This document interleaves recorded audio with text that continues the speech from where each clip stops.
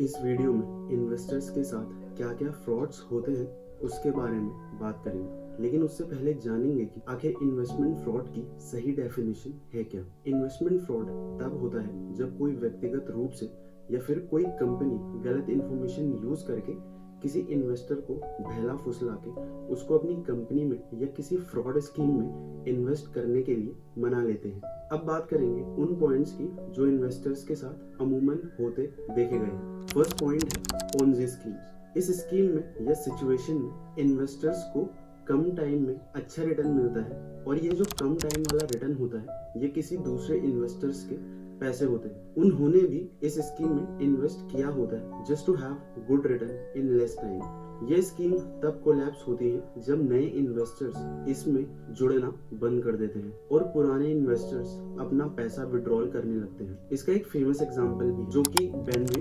Madoff investment scandal है, जहां Madoff company ने अपने पुराने इन्वेस्टर्स को नए इन्वेस्टर्स की इन्वेस्टेड मनी देना चालू कर दी एज अ पुराने इन्वेस्टर की इन्वेस्टेड मनी पे उनका रिटर्न, जिसके कारण उनके पास नए इन्वेस्टर्स को उनकी इन्वेस्टेड अमाउंट पर रिटर्न नहीं मिल पाया और ना ही आगे के लिए नए इन्वेस्टर्स जुड़ पाए। एज अ रिजल्ट कंपनी को लाखों डॉलर्स का नुकसान फेस करना पड़ा।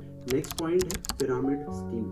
Pyramid scheme same Ponzi schemes की ही तरह है, लेकिन इस स्कीम में पुराने मेंबर्स को रिटर्न तब मिलता है जब वो कोई नया मेंबर इस स्कीम में जोड़ते हैं। Kind of refer and earn करने वाला प्लान। जितने ज्यादा नए मेंबर ज्वाइन करेंगे उतना बड़ा पिरामिड या चेन बनती जाएगी और जो लोग टॉप पे होंगे वो पैसे कमाएंगे बिकॉज उन्होंने ज्यादा से ज्यादा बंदों को ये स्कीम ज्वाइन कराई है। पिरामिड स्कीम का सबसे बोरिंग और हमेशा से चलते रहने वाला एग्जाम्पल हर्बल लाइफ स्कीम है। जब फेडरल ट्रेड कमीशन ने हर्बल लाइफ स्कीम की इन्वेस्टिगेशन की तो उसने पाया कि हर्बल लाइफ अपने डिस्ट्रीब्यूटर्स को मिसलीड कर रहे हैं इन टर्म्स ऑफ प्रोडक्ट की पोटेंशियल अर्निंग को मैनिपुलेट कर। मतलब लाख बुरा होने के बावजूद भी आप अपने प्रोडक्ट को ऐसे शो कर रहे हो जैसे वो वाकई में फ्रूटफुल है। नेक्स्ट पॉइंट है पंप एंड डंप स्कीम। इस स्कीम्स में स्कैमर्स किसी शेयर को उसकी लोएस्ट प्राइस में या फिर जो शेयर पहले से ही लो पोजीशन में होता है उसे बाय करते हैं एंड फिर मार्केट में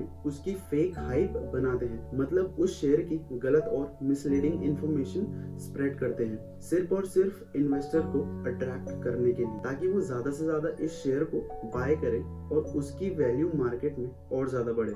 एक बार शेयर की प्राइस आसमान छूने लगती है तब स्कैमर्स उस शेयर को सेल कर देते हैं। वुल्फ ऑफ वॉल स्ट्रीट तो आपने देखी ही होगी। मैं क्यों इस बारे में बात कर रहा हूँ, क्योंकि यही पंप एंड डंप स्कीम का सबसे बड़ा एग्जांपल है, जहां जॉर्डन बेलफोर्ट एंड उसके साथियों ने पेनी स्टॉक्स यानी छोटे शेयरों की प्राइस को मैनिपुलेट करके बढ़ा दिया और इन्वेस्टर्स को सेल कर दिया। फिर बाद में ये पकड़े भी गए। नेक्स्ट पॉइंट है एफिनिटी फ्रॉड। इस स्कीम में स्कैमर किसी एक पर्टिकुलर ग्रुप के लोगों को टारगेट करता है, जैसे कि धार्मिक और जातीय लोगों के समुदाय। कैसे? एग्जाम्पल, बेनरी मैडॉफ के केस में उसने रसूखदार जूइश लोगों को टारगेट किया। उसने जूइश कल्चर के कंधे पर बंदूक रखकर जूइश समुदाय के लोगों को उसके लिए चैरिटी और इन्वेस्ट करने को कहा। उसने जूइश लोगों के साथ अपनी रेपुटेशन और कनेक्शंस इतने बढ़ा लिए कि लोगों को उससे अच्छा और सच्चा आदमी कोई लग ही नहीं रहा था। नए इन्वेस्टर्स के पैसों को इन्वेस्ट करने के बजाय उसने पुराने इन्वेस्टर को एज अ रिटर्न दिए। यहाँ पे भी पोंजी स्कीम का इस्तेमाल हुआ एंड एज अ रिजल्ट उसकी कंपनी कोलैप्स कर गई। साथ ही साथ इन्वेस्टर को भी लॉस फेस करना पड़ा। नेक्स्ट पॉइंट है इनसाइडर ट्रेडिंग। इनसाइडर ट्रेडिंग में क्या होता है ना कि सिक्योरिटीज को बाय और सेल किया जाता है बेस्ड ऑन देयर इंफॉर्मेशन। वो इंफॉर्मेशन जो पब्लिक को पता नहीं होती, जैसे कि कंपनी की फाइनेंशियल परफॉर्मेंस और कंपनी के फ्यूचर प्लान्स, कहाँ वो इन्वेस्ट करने वाली है, किन के साथ कोलैबोरेट करने वाली है, वगैरह वगैरह। इन शॉर्ट कंपनी की माली हालत कैसी है जो कि सिर्फ अंदर के लोगों को ही पता होती है, पब्लिक को ये तो पता नहीं चलने वाला। तो इसी टाइप की इंफॉर्मेशन जो इनसाइडर इंफॉर्मेशन है उनके अकॉर्डिंग अपने शेयर बाय और सेल करना कहलाता है इनसाइडर ट्रेडिंग। नेक्स्ट पॉइंट है high yield investment programs. High yield investment programs वो प्रोग्राम्स होते हैं जो अनयूजुअली आपको हाई रिटर्न्स देने का प्रॉमिस करते हैं कम टाइम में। ये उन इन्वेस्टर्स को टारगेट करते हैं जो कम टाइम में टिपिकली ज्यादा पैसा बनाना चाहते हो। हाई यील्ड इन्वेस्टमेंट प्रोग्राम ये दावा करते हैं कि ये वेरियस फाइनेंशियल इंस्ट्रूमेंट जैसे कि stocks, forex and crypto currencies में इन्वेस्ट करते हैं और 10% तक और उससे ज्यादा रिटर्न बनाने का दावा करते हैं, कभी कभी इससे भी ज्यादा। कुल मिला के बात यह है कि high yield investment program scam करने के लिए बने होते हैं। इसमें भी पिरामिड वाला सीन होता है जिसमें पुराने इन्वेस्टर्स को नए इन्वेस्टर्स के पैसे एज अ रिटर्न के रूप में दिए जाते हैं, जिसका मतलब ये है कि आगे जाके ये स्कीम्स कोलैप्स हो जाती है। नेक्स्ट पॉइंट है इंटरनेट एंड ईमेल स्कैम्स। इस टाइप के स्कैम्स में ईमेल, सोशल मीडिया, मैसेज और फोन कॉल्स का यूजेज ज्यादा होता है। मींस स्कैमर्स इन्वेस्टर्स को फ्रॉड कॉल करके या कुछ लालच देके पैसा इन्वेस्ट करवाता है।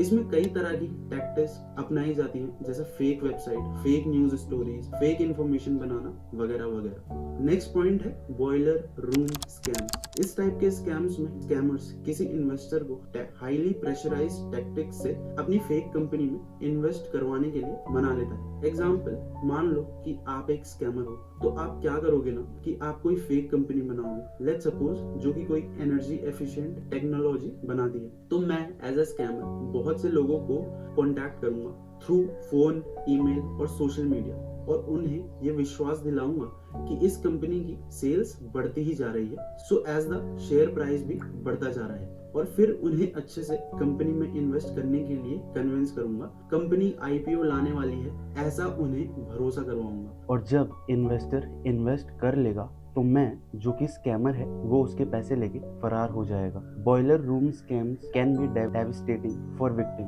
क्योंकि वो इसमें अपनी लाइफ सेविंग और रिटायरमेंट फंड्स इन्वेस्ट कर देते हैं। ऐसी किसी भी फेक स्कीम्स में इन्वेस्ट करने से पहले कई बार 100 बार सोचें। दोस्तों, अगर वीडियो पसंद आया हो तो वीडियो को लाइक, शेयर और चैनल को सब्सक्राइब करना ना भूलें। More informative content is on the way. Thanks for watching.